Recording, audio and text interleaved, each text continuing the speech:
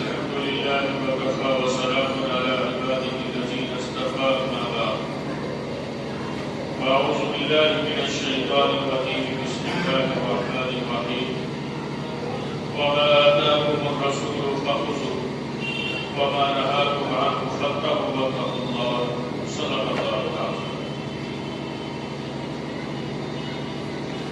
گزشتہ کئی دفعے سے بات چل رہی تھی سیرت کے حوالے سے کہ اللہ رب العزت نے اپنے آخری اور محبوب نبی سیدنا محمد رسول اللہ صلی اللہ علیہ وسلم کو دنیا کے اندر بھیج کر شریعت کی تکمیل فرما دی اور شریعت کو مکمل فرما دیا.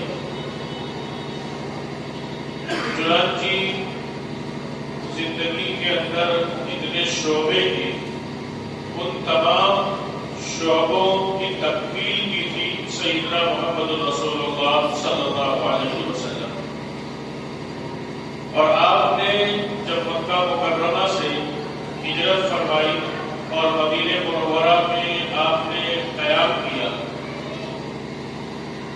پھر مدینہ منورہ کو آپ نے ایک اسلامی ریاست بنایا اور اس اسلامی ریاست میں کیا کیا قوانین نافذ کیے جناب رسول اللہ صلی اللہ علیہ وسلم نے, وہ انشاءاللہ کسی جمعے کو اس پر بات آئے گی کہ اسلامی ریاست کو کس طریقے سے چلایا تھا جناب رسول اللہ صلی اللہ علیہ وسلم.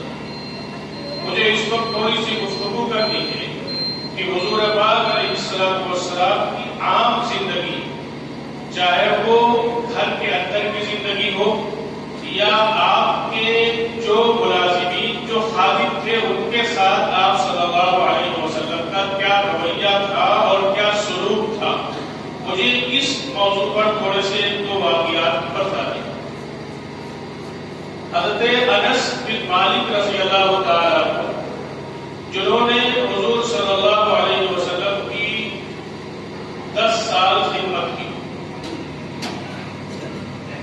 اور جب ان کی عمر 10 سال کی تھی تو ان کی والدہ حضور پاک علیہ السلام کی خدمت میں حضرت انس رضی اللہ تعالیٰ عنہ کو لے گئے اور یوں کہا کہ آپ ہجرت فرما کر جب مدینے آئے تو مدینے کے انصار نے کچھ نہ کچھ تعاون آپ کا کیا یا صحابہ کرام کا کیا, جو بھی آپ نے موافقت بھی کرا دی تھی, بھائی بھائی بنا دیا تھا. تو وہ فرماتی جو کہ میں بیوہ ہوں اور میرا یہ چھوٹا سا بچہ ہے, اس لیے میں آپ کی اور آپ کے صحابہ کی خدمت نہیں کر سکی, اس لیے میرا یہ بچہ آپ کی خدمت میں حاضر ہے, یہ آپ کی خدمت کرے گا.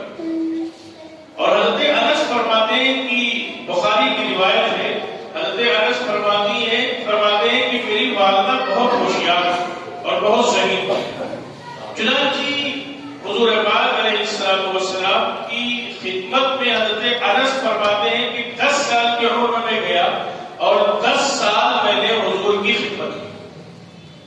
اب حضور کا خادموں کے ساتھ رویہ, حضور کا ماتحتوں کے ساتھ سلوک کیا ہوا, تو فرماتے ہیں حضرت انس پوری زندگی کا اپنی اس 10 سالہ جو حضور علیہ السلام کی خدمت کی, وہ فرماتے ہیں سوائے ایک مرتبہ بھی حضور پاک علیہ السلام نے اس سے کبھی کچھ کہا ہی نہیں.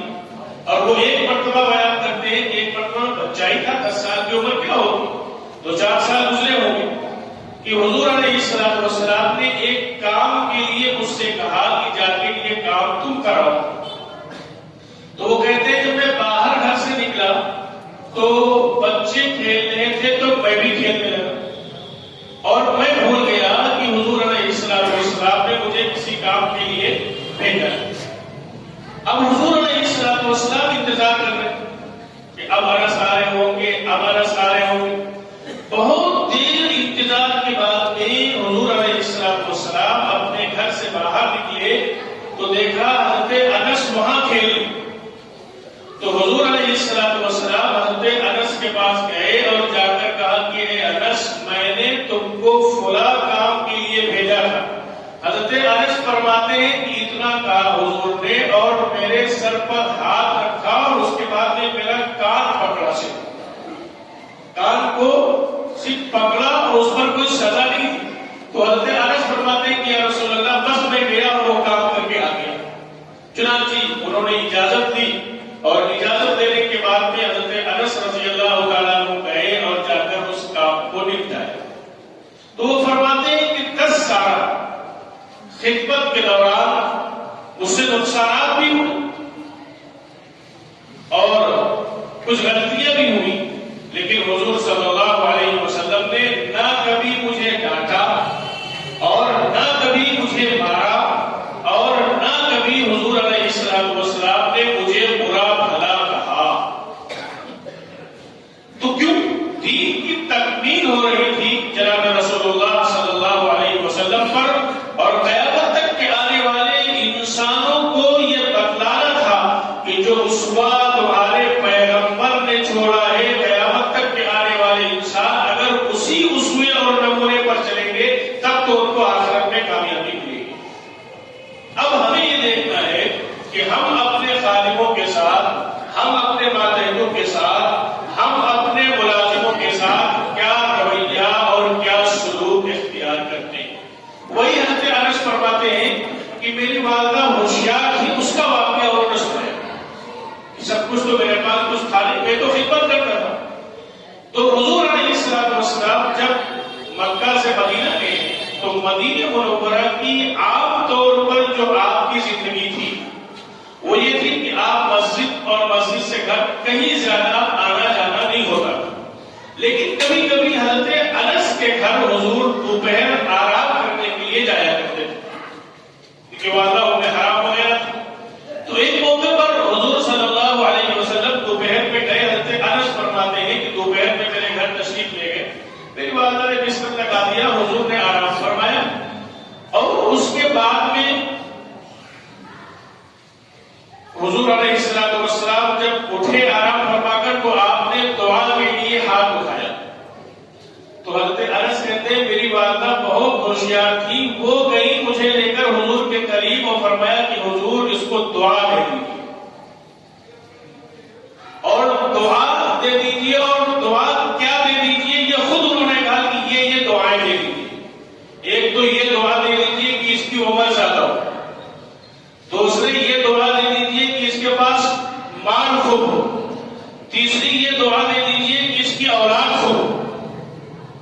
تو حضرت انس فرماتے ہیں کہ میری ماں بہت سیانی تھی، بہت ہوشیار تھی کہ حضور سے کیا مانگنا ہے، حضور سے الفاظ بخاری کے تقریباً یہی ہے، اس کا ترجمہ لوگوں نے کیا بہت سیانی بہت ہوشیار، ہمارے یہاں بھی لفظ بولا جاتا ہے۔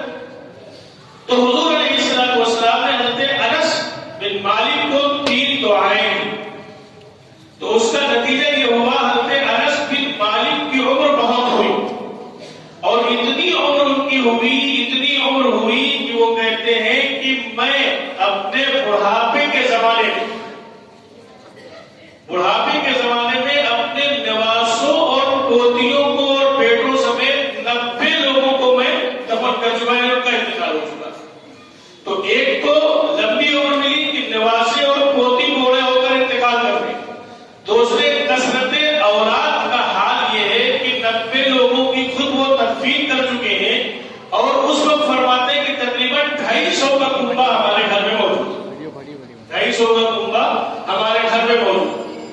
تیسری دعا کیا کی تھی کہ اللہ ان کو مال کی کثرت عطا فرما دیجیے۔ چنانچہ حضور پاک علیہ السلام کی اس دعا کا ثمرہ یہ ہوا کہ اللہ نے حضرت انس بن مالک کو خوب مال سے نوازا تھا۔ تو ایک پہلو تو یہ آیا کہ حضور علیہ السلام ماتحتوں کے ساتھ اور غلاموں کے ساتھ اور اپنے ملازموں کے ساتھ کیا سلوک کرتے تھے اور کیا معاملہ کرتے تھے۔ دوسرا واقعہ یہ آتا ہے کہ ایک مرتبہ حضرت عمر رضی اللہ تعالیٰ عنہ نے اپنے گھر میں اپنی اہلیہ سے کوئی بات کی، کوئی نقصان ہوا اس پر کوئی بات کی، تو ان کی اہلیہ نے حضرت عمر رضی اللہ تعالیٰ عنہ کو اس کا جواب دیا کہ جیسا آپ کہہ رہے ہیں ایسا نہیں ہوا تھا بلکہ ایسا ہوا تھا۔ اب حضرت عمر رضی اللہ تعالیٰ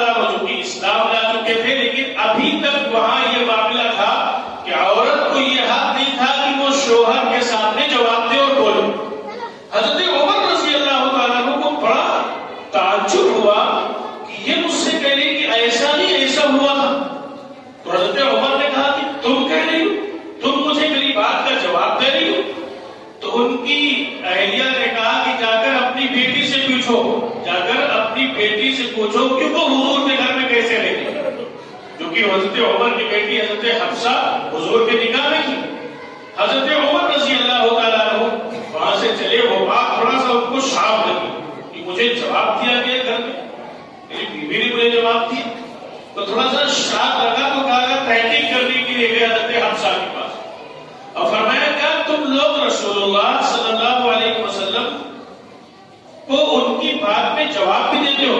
یہ بات ذہن میں ہے کہ حضور خاتم الانبیاء نبیوں کے امام ہیں، لیکن آپ صلی اللہ علیہ وسلم آپ کی بیویوں کے شوہر بھی، اور اس سلسلے میں بھی آپ کی جو ہے وہ یہ شعبہ بھی نبوت کے اعتبار سے قیامت تک کے لیے اس کی تکمیل ہونی. تو حضرت حفصہ نے کہا کہ ہاں اگر کوئی بات کہنے کی ہوتی ہے تو ہم بغیر تکلف کے وہ بات حضور کے سامنے کہتے ہیں. تو بڑا تعجب ہوا حضرت عمر رضی اللہ تعالیٰ عنہ کو، اور حضرت عمر رضی اللہ تعالیٰ عنہ نے ان کو ڈانٹا، اپنی بیٹی کو ڈانٹا، خبردار آئندہ کبھی حضور سے زبان مت لڑانا اور حضور کی بات کا جواب نہ دینا. اب وہ جو کی بیٹی تھی وہ سنتی رہی، بیٹی تھی حضرت عمر کی تو وہ سنتی رہی. حضرت عمر کو تسلی نہیں، تو حضرت عمر رضی اللہ تعالیٰ عنہ حضرت ام سلمہ کے پاس آئے جو حضور صلی اللہ علیہ وسلم کی زوجہ محترمہ تھی، امہات المؤمنین میں سے تھی. ان کے پاس آئے اور کہا کیا تم لوگ، وہ حضور حضرت عمر کی جزازات بہن تھی حضرت ام سلمہ، تو حضرت عمر نے پھر وہی بات یہاں دہرائی حضرت ام سلمہ سے، کیا تم لوگ حضور کو ان کی کسی بات کا جواب بھی دے دیتے ہو؟ اور اس بات کی تو حضرت عمر فرماتے ہیں کہ مجھے تو ام سلمہ نے میری ایسی تلاش نہیں کہ اس کے بعد پھر کسی کے پاس جانے کی ہمت نہیں ہوئی. حضرت ام سلمہ نے کہا کہ عمر تمہاری یہ عادت پڑ گئی کہ ہر بات میں ٹانگ اڑاتے ہو، بخاری میں یہ بھی الفاظ بولو کہ ہر بات میں ٹانگ اڑاتے ہو، اور تمہاری اتنی ہمت ہو گئی اب تم میاں بیوی کے مسئلے میں ٹانگ اڑانے آ گئے. اب حضرت ام سلمہ نے جب یہ سخت الفاظ کہے تو حضرت عمر رضی اللہ عنہ کو کیا کرنا تھا، اٹھایا اپنا بستر وہاں سے فوراً نکلے کہ اب یہاں تو بولنے کی کوئی گنجائش ہی نہیں، یہاں تو ساری گنجائش ختم ہو گئی. اور آ کر حضور صلی اللہ علیہ وسلم کی خدمت میں حاضر ہوئے اور حضور صلی اللہ علیہ وسلم کو پورا واقعہ بتلایا حضرت عمر نے. تو حضور نے فرمایا کیا تم ام سلمہ کے پاس بھی گئے تھے، کیا تم ام سلمہ کے پاس بھی گئے تھے؟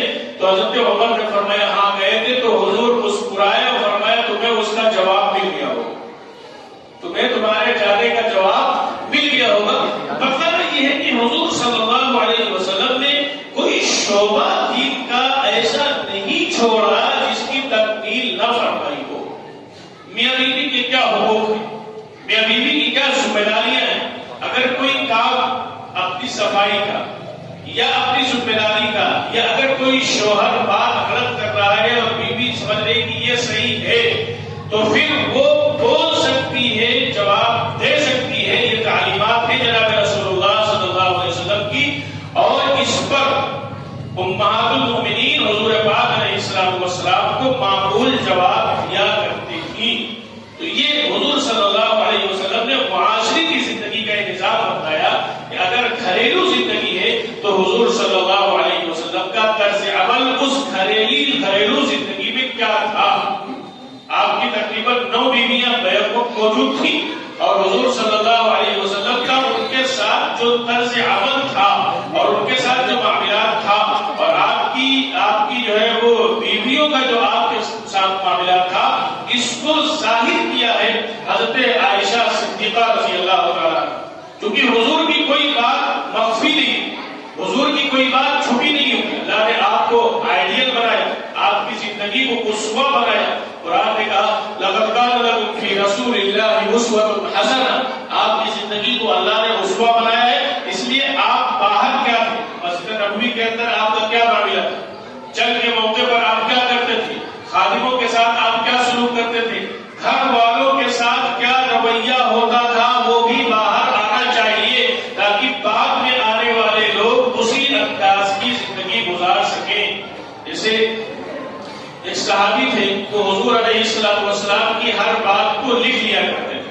تو کسی نے کہا کہ بھائی ہر بات نہ لکھا کرو، کبھی حضور غصے میں ہوتے ہیں، کبھی خوشی میں ہوتے ہیں. تو ان صحابی نے جو لکھتے تھے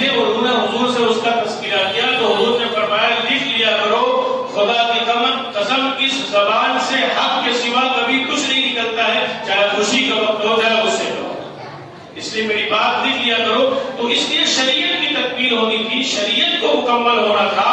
اس لیے اللہ تبارک و تعالیٰ نے آپ کی گھریلو زندگی کو بھی آپ کروایا. میں ایک واقعہ اور تھوڑا سا سناؤں. حضور علیہ السلام نے کا جو نظام تھا شادی کا، تو اگر کسی کنواری عورت سے آپ کا نکاح ہوتا تھا تو وہ اس وقت کا نظام یہ تھا کہ 7 دن اس کے پاس رہتے تھے بغیر پانی کے. یہ ایک نظام تھا. اور اگر کسی طلاق شدہ یا بیوہ عورت سے نکاح کیا اور آپ نے سب ایسے ہی کیا تقریباً، تو پھر 3 دن ہوتے تھے کہ وہ ان کے لیے خاص ہوتے تھے، باقی پھر 3 دن کے بعد پانی ہوتی تھی. تو حضور علیہ السلام نے جب حضرت ام سلمہ سے نکاح کیا اور اس کے بعد وہ 3 دن جو آپ کے متعین تھے، وہ جب 3 دن گزر گئے تو حضور علیہ السلام نے فرمایا ام سلمہ سے اگر تم کہو تو ہم اس کو 7 دن کر دیں تاکہ اس کی وجہ سے تمہارے خاندان کی کوئی سبکی نہ ہونے پائے، کوئی شرمندگی تمہارے خاندان کے افراد کو نہ ہونے پائے. تو کیا سبق دیا پیغمبر صلی اللہ علیہ وسلم نے؟ اس سے سبق یہ دیا کہ جو بیوی ہے اس کے حقوق بھی ادا کرنا ہے اور کوئی کام ایسا نہیں کرنا ہے کہ جس کی وجہ سے سسرال کے لوگوں کی بے عزتی ہو اور ان کی عزت میں کوئی کمی آئے. اس کو بھی شریعت نے اور جناب رسول اللہ صلی اللہ علیہ وسلم نے منع کیا ہے.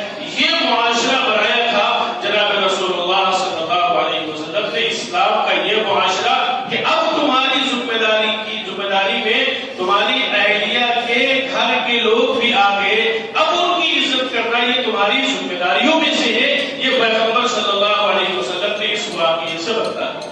اور ایک دوسرے کی دلجوئی کیسے کرتے تھے؟ ایک دوسرے کی دلجوئی ایسے کرتے تھے. حضور علیہ السلام کی باریہ متعین تھی تو ایک مرتبہ حضرت عائشہ رضی اللہ تعالیٰ عنہ کے آپ کا قیام تھا، تو کسی دوسری بیوی نے کچھ پکا ہوا سامان بھیج دیا. لیکن وہ بھی حضور کی بیویاں کی تربیت یافتہ تھی لیکن تھی تو خواتین نہ. اب جب بھیج دیا تو حضرت عائشہ کو یہ چیز ناگوار ہوئی کہ ہمارے گھر میں حضور کا آج قیام ہے اور انہوں نے ہمارے گھر میں کیوں بھیج دیا.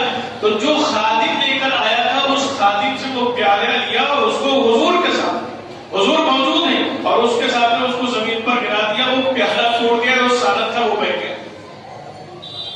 اب ان کو ناگوار گزرا اور یہ ہو سکتا تھا فطری بات ہوتی ہے، سب پہ آپس میں اتنی گنجائش ہو سکتی. لیکن اب حضور کا طرز عمل کیا؟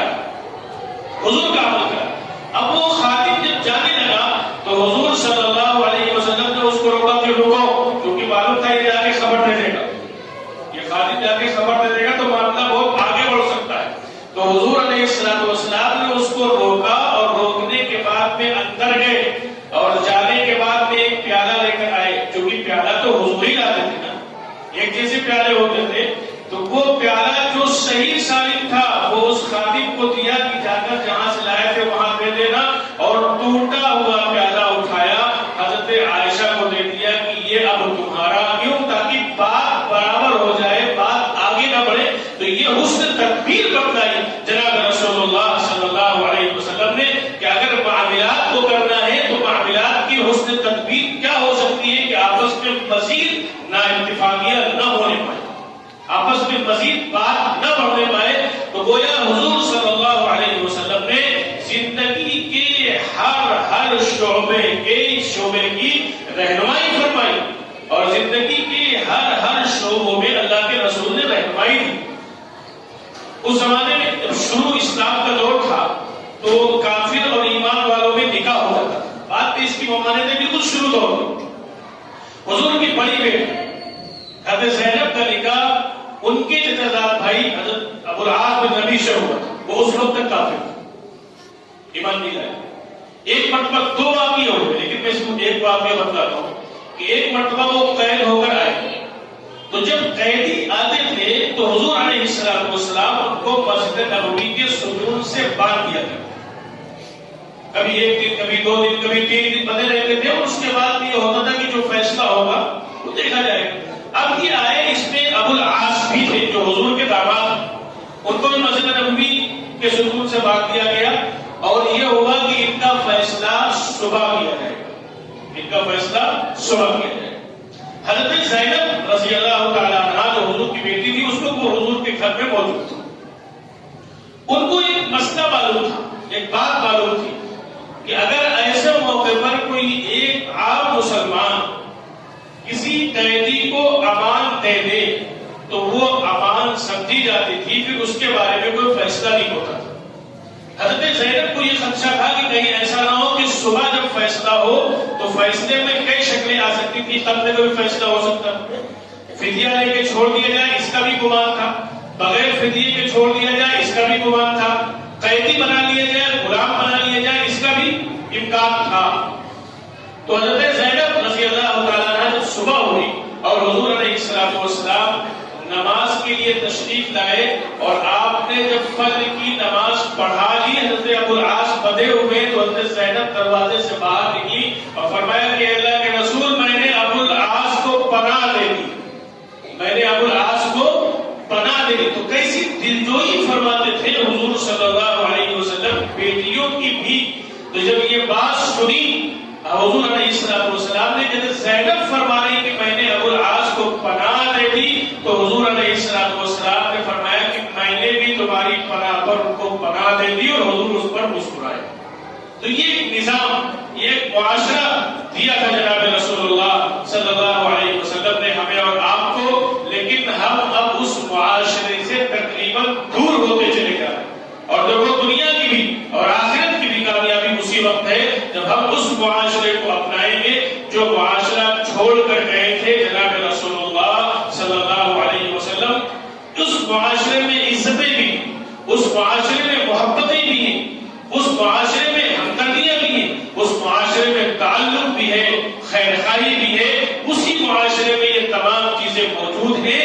اگر ان معاشرے کو اپنائیں گے تو سکون سے ہمارا معاشرہ اور آپ زندگی گزار سکتے ہیں. اور بے سکونی اور بے اطمینانی اس لیے آتی ہے کہ ہم جناب رسول